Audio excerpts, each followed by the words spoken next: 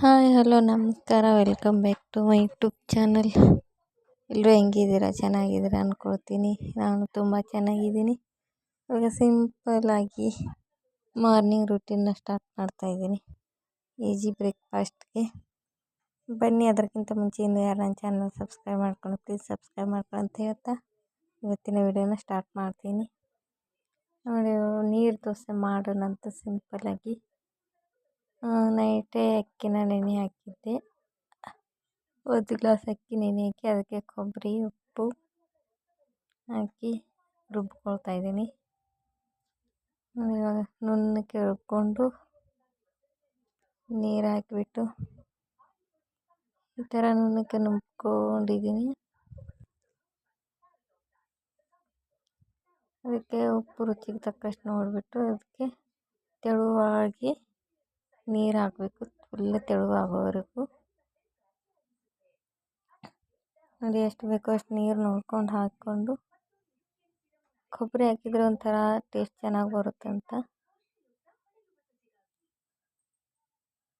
ತುಂಬ ಚೆನ್ನಾಗಿರುತ್ತೆ ಕೊಬ್ಬರಿ ಹಾಕೋದ್ರಿಂದ ಟೇಸ್ಟು. ಅದಕ್ಕೆ ನಾನು ಕೊಬ್ಬರಿ ಹಾಕಿದ್ದೀನಿ.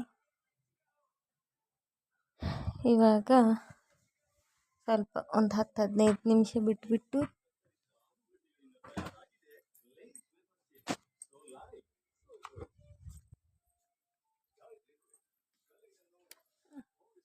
ಒಂದು 10 ನಿಮಿಷ ಬಿಟ್ಟು ನೆನೆಯೋಕ್ಕೆ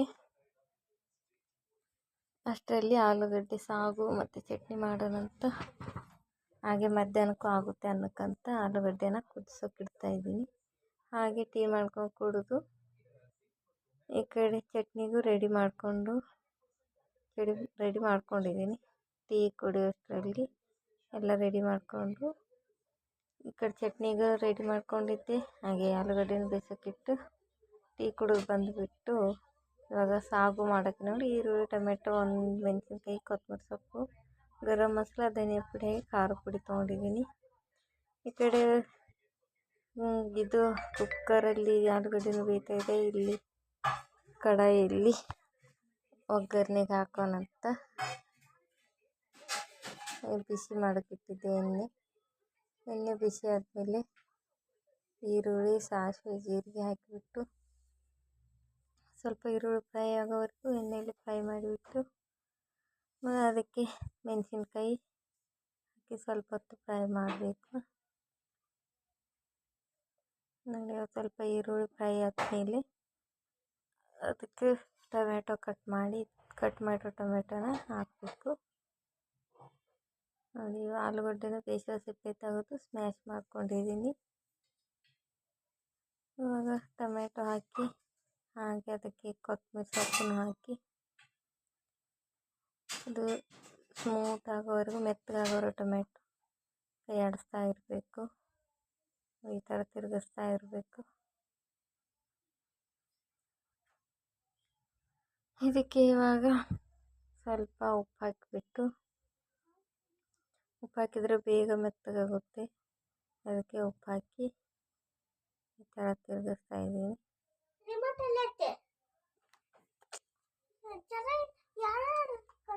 ನೋಡಿ, ಇವಾಗ ಟೊಮೆಟೊ ಆಲ್ಮೋಸ್ಟ್ ಮೆತ್ತಗಾಗಿದೆ. ಇವಾಗ ಸ್ವಲ್ಪ ಅರಿಶಿನ ಹಾಕಿಬಿಟ್ಟು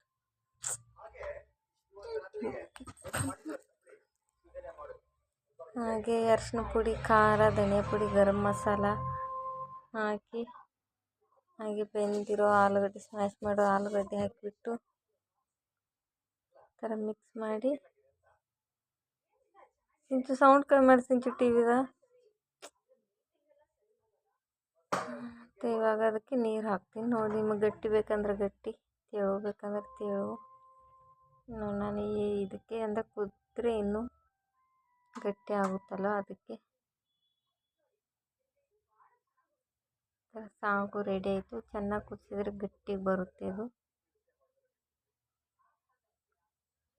ಇವಾಗ ಇದಕ್ಕೆ ರುಚಿಗೆ ತಕ್ಕಷ್ಟು ಉಪ್ಪು ಹಾಕಿ ಕುದಿಸ್ಬೇಕು. ಉಪ್ಪು ನಾನು ಹಾಕಿದ್ದೆ ಆಲ್ರೆಡಿ, ಮತ್ತು ಸ್ವಲ್ಪ ಕಮ್ಮಿ ಇತ್ತಂತ ಇನ್ನು ಸ್ವಲ್ಪ ಹಾಕಿದ್ದೀನಿ. ಇವಾಗ ಈ ಕಡೆ ಇಲ್ಲಿ ಕುದಿಯೋಕ್ಕೆ ಇಟ್ಟುಬಿಟ್ಟು ಈ ಕಡೆ ಚಟ್ನಿನ ರುಬ್ಬಿಸ್ಬೇಕು. ಚಟ್ನಿನ ರುಬ್ಕೊಂಡು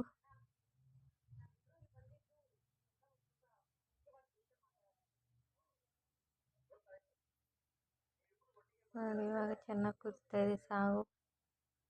ತುಂಬ ಚೆನ್ನಾಗಿರುತ್ತೆ ಟೇಸ್ಟು.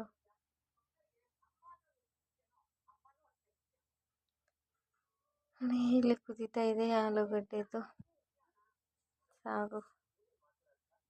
ಇದನ್ನು ಇವಾಗ ಆಫ್ ಮಾಡಿಬಿಟ್ಟು ಈ ಕಡೆ ಚಟ್ನಿಗೆ ಆರಿತ್ತು, ತಣ್ಣಗೆ ಆರಿತ್ತು, ಎಲ್ಲ ಮಿಕ್ಸಿಗೆ ಹಾಕ್ಕೊಂಬಂದು ಚಟ್ನಿ ಒಗ್ಗರಣೆ ಮಾಡಬೇಕು. ನೋಡಿ ಇವಾಗ ಇದು ಆಫ್ ಮಾಡಿಬಿಟ್ಟು ನೋಡಿ ಈ ಕಡೆ ಚಟ್ನಿನೂ ರುಬ್ಕೊಂಬಂದೆ. ಹಾಗೆ ಇಲ್ಲಿ ಒಗ್ಗರಣೆಗೆ ಇಟ್ಟಿದ್ದೀನಿ. ಒಗ್ಗರಣೆ ಸಿಂಪಲ್ಲು ಸಾಸಿವೆ, ಜೀರಿಗೆ, ಕರಿಬೇವು, ಬೆಳ್ಳುಳ್ಳಿ ಹಾಕಿದ್ದೀನಿ. ಒಣಮೆಣಸಿನ್ಕಾಯಿ ಇದ್ದಿರಲಿಲ್ಲ ಅದಕ್ಕೆ. ಆಯಿತು, ಚಟ್ನಿನೂ ಆಯಿತು ರೆಡಿ. ಇವಾಗ ದೋಸೆ ಎಷ್ಟು ಹಾಕ್ಕೊಂಡ್ರೆ ರೆಡಿ ಆಯಿತು. ನೀರು ದೋಸೆ, ಚಟ್ನಿ, ಆಲೂಗಡ್ಡೆ ಸಾಗು. ನೋಡಿ ಚಟ್ನಿ ರೆಡಿ. ಇವಾಗ ದೋಸೆ ಹಾಕ್ಕೊಂಡ್ರೆ ರೆಡಿ. ಬ್ರೇಕ್ಫಾಸ್ಟ್, ಈಸಿ ಬ್ರೇಕ್ಫಾಸ್ಟು, ಕಮ್ಮಿ ಟೈಮಲ್ಲಿ ಆಗುತ್ತೆ. ನೋಡಿ ತವೆನೂ ಬಿಸಿಗಿಟ್ಟಿದ್ದೀನಿ. ಇವಾಗ ಹಿಟ್ಟು ಹಾಕ್ಬಿಟ್ಟು ನಮಗೆ ಎಷ್ಟು ಸೈಜ್ ಬೇಕೋ ಅಷ್ಟು ಸೈಜಿಗೆ ಇದಕ್ಕೆ ಎಣ್ಣೆ ಹಾಕಿಬಿಟ್ಟು ಮುಚ್ಚಳ ಮುಚ್ಚಿದರೆ